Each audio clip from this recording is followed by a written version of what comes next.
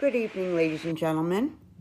Today is February 13th, Saturday, 2021 at 10:50 p.m.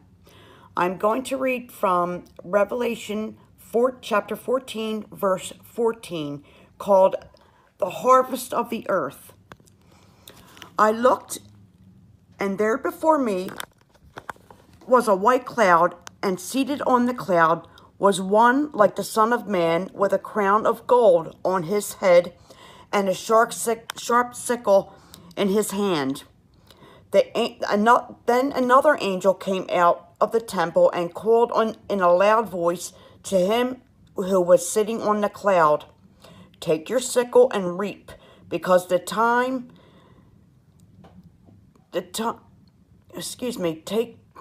take your sickle and reap, because the time to reap has come. For the harvest of the earth is ripe."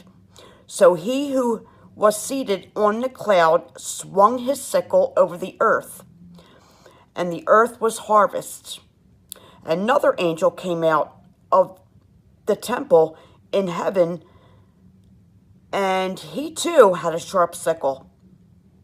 Still, another angel who had charge of the fire came from the altar and called in a loud voice to him who had the sharp sickle, "Take your sharp sickle and gather the clusters of grapes from the earth's vine,